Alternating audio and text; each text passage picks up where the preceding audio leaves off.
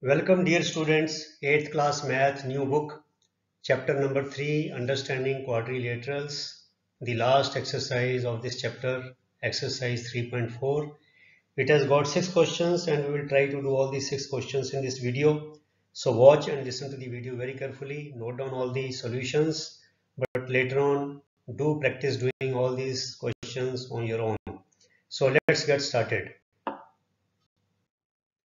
Question number 1, state whether true or false through these statements and finding them as true or false will help in clarifying our concepts and the definitions of these terms. So first is all rectangles are squares. This statement is false because in rectangle all the four sides are not equal. In order for a quadrilateral to be square, all the four sides and all the four angles need to be equal. So in rectangle, all the four angles are equal, but all four sides are not equal. So all rectangles are not squares. So this statement is false. Part B, all rhombuses are parallelograms. This statement is true because in a rhombus, both pairs of the opposite sides are parallel to each other. So part C, all squares are rhombuses and all rectangle are also rectangles. This statement is also true. All squares are rhombuses because its all four sides are equal. Then all squares are also rectangles because its all four angles are equal. That is why this statement is true. Okay, part D, all squares are not parallelograms. This is false. All squares are also parallelograms because both pairs of opposite sides are parallel. Part E, all kites are rhombuses. This statement is false because in kite, all the four sides are not equal. For a quadrilateral to qualify as a rhombus, all the four sides have to be equal. Okay, part F, all rhombuses are kites. It is true because in kite only two pairs of adjacent sides need to be equal. But in rhombuses all the four sides are equal, which makes all the four pairs of adjacent sides equal. So all rhombuses are also kites. And part G, all parallelograms are trapeziums. This statement is also true because in a trapezium, for a quadrilateral to qualify as a trapezium, there need to be a one pair of opposite sides to be parallel. But in parallelograms, both pairs of opposite sides are parallel. Then part H, all squares are trapeziums. This is similar to part G because all squares are also parallelograms. So in a square, both pairs of opposite sides are parallel. For trapezium, we need only one pair of opposite sides to be parallel. So all squares are naturally trapeziums. These statements are similar to what we study in our earlier classes about numbers. Like all natural numbers are integers, but all integers are not natural numbers. So try to study these statements and their being false or true in the light of what we studied in our earlier classes regarding integers, numbers, and rational numbers. Like we say, uh, all natural numbers are also rational numbers, but all rational numbers are not natural numbers. Okay. Question number 2 now. Question number 2 is identify all the quadrilaterals that have part A, four sides of equal length. So answer is square and rhombus have four sides of equal length. So for your guidance and for your reference, I have drawn I have pasted the pictures of rhombuses, squares and rectangles as well. So you can see in a rhombus, all the four sides are equal. In square also, all the four sides are equal. Then they say identify all the quadrilaterals that have four right angles. So square and rectangle have four right angles. So rectangle, this angle, this all four are right angles. In square also, all the four angles are right angles. So rectangle and square have four right angles. Question number 3. Explain how a square is. Part 1. A quadrilateral. Very simple. A square is a quadrilateral because it is a four-sided polygon. Or in simple words we can say because it has got four sides. Then part 2. Explain how a square is a parallelogram. So answer is a square is a parallelogram because both the pairs of opposite sides are parallel. Okay, then explain how a square is a rhombus. A square is a rhombus because it has four equal sides. Very important, very important.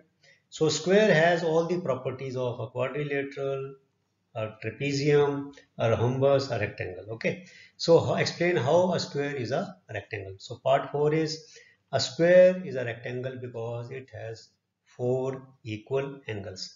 So for your reference, I have put these figures of parallelogram, rectangle, square and rhombus. So read these answers in also along with these observing these figures. Question number 4. Name the quadrilaterals whose diagonals, part 1 is bisect each other. So diagonals of parallelograms bisect each other, but all rhombuses, rectangles and squares are also parallelograms. So our complete answer will be diagonals of parallelograms, rhombuses, rectangles and squares bisect each other. So you see all these diagonals, they are bisecting each other. This is a parallelogram, square, rectangle, rhombus. Okay, question number 4, part 2. Question number 4, part 2 is name the quadrilaterals whose diagonals are perpendicular bisectors of each other. Not just bisectors, but perpendicular bisectors. So part 2 answer is diagonals of rhombuses and squares are perpendicular bisectors of each other. Only square and rhombus. So this is rhombus, perpendicular bisector. This angle, four angles are 90 degree each at the point of intersection, and this is a square. So these diagonals are also perpendicular bisectors of each other, and all the four angles at the point of intersection are right angles. Then part 3, name the quadrilaterals whose diagonals are equal. So diagonals of rectangles and squares are equal. So in rectangle, the diagonals, they bisect each other, but they do not bisect at right angles, but they are equal to each other. In square, they are equal, they are perpendicular bisector. In rhombus, they are perpendicular bisector, but they are not equal. Okay, so these differences you must always keep in mind. Question number 5. Explain why a rectangle is a convex quadrilateral. So we can answer this question in two ways. First is a rectangle is a convex quadrilateral because both the diagonals lie in its interior. One diagonal here to here lies totally in its interior. Another diagonal here to here also lies in its interior. So if the diagonal of any polygon lie totally in its interior, then that polygon is known as a convex polygon. Or another way of saying this is a rectangle is a convex quadrilateral because each angle, not angles, each angle, this is wrong English, typing mistake, each angle is less than 180 degree. This is 90, this is 90, this is 90, this is 90. So these two ways we can define a convex polygon or a concave polygon, and we have done this question in the one of the previous exercises as well. Okay, last question now. Question number 6. ABC is a right angle triangle. ABC is a right angled triangle. So right angle is at B. O is the midpoint of the side opposite to the right angle. So this is right angle. AC is the side opposite to right angle, and O is the midpoint of AC. Explain why O is equidistant from A, B and C. So we have to prove that OA is equal to OB is equal to OC. Okay, how do we do this question? Draw AD parallel to BC. Draw AD parallel to BC. Okay, and CD parallel to AB and CD parallel to AB. ABC, so ABCD is a parallelogram because this side is parallel to this side and this side is parallel to this side. When both pairs of opposite sides are parallel, then the quadrilateral is a parallelogram. So ABCD is a parallelogram. Now, angle ABC is equal to 90 degree. Angle ABC is equal to 90 degree. Thus, ABCD is a rectangle because in a parallelogram, if one of the angles is 90 degrees, then the parallelogram is a rectangle. Because if one angle becomes 90 degree, then opposite angles are equal. Opposite, this angle also becomes 90 degree. Adjacent angles are supplementary. So if this is 90, this also becomes 90. If this is 90, this also becomes 90. So in a parallelogram, you have to state that just if one angle is 90 degree, then all the other three angles will also become 90 degrees. So ABCD is a rectangle. Now we will use the property of a rectangle to solve this question. So first we proceed like this, then we state this that ABCD, we prove that ABCD is a rectangle. Now we know that the diagonals of a rectangle bisect each other and are also equal. In one of the previous questions, I think question number 4, we just did this, that which are the quadrilaterals in which the diagonals are equal. So in square and in rectangle, the diagonals are always equal. So we know that the diagonals of a rectangle bisect each other and are also equal. Thus AC is equal to BD. AC is equal to BD and AC upon 2 is equal to BD upon 2, dividing both sides by 2. Now these diagonals, they also bisect each other. So AC by 2, or we can say AO is equal to BO and CO is equal to BO. Okay, so AC upon 2 means what? AO is equal to BO.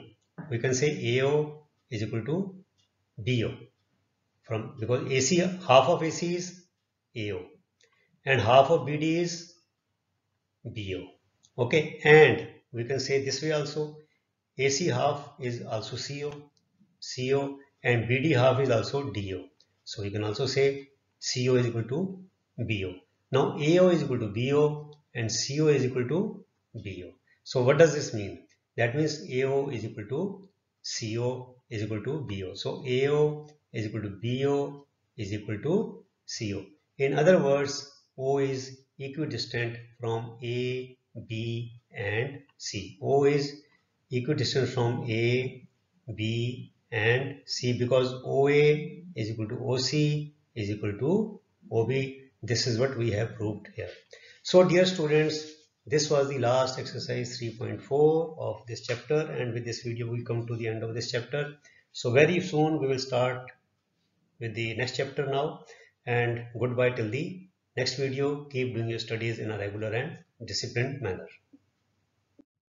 Thank you very much.